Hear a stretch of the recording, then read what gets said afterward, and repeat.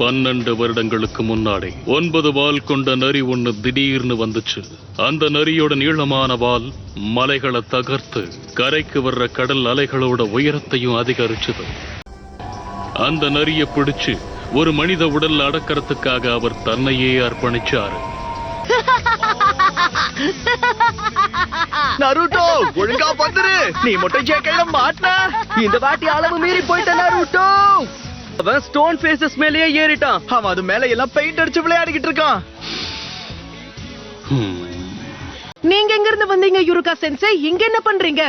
நாருட்டோ, நீ இப்போ மிஸ் பண்ணதுனால எல்லாரும் டிரான்ஸ்ஃபர்மேஷன் ஜூட்சுவை ரிவ்யூ பண்ண போறாங்க.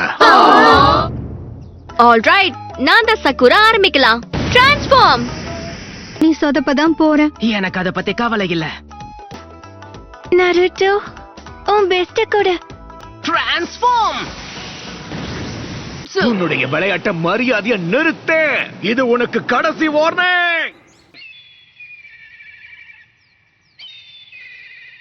என்ன மட்டும் எதுக்கு இப்படி வேலை வாங்குறாங்க? பெயிண்டோட ஒரு சின்ன டிராப்ப கூட கிளீன் பண்ணாம உன வீட்டுக்கு அனுப்ப மாட்டேன்.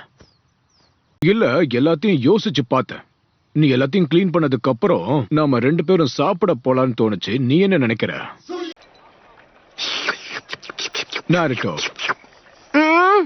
எதுக்காக தேவையில்லாம அந்த இடத்துல இப்படியெல்லாம் வரைஞ்சு வச்ச? நீ அங்க இருக்கிறவங்க எல்லாம் யாருன்றது உனக்கு நல்லா தெரியும்ல.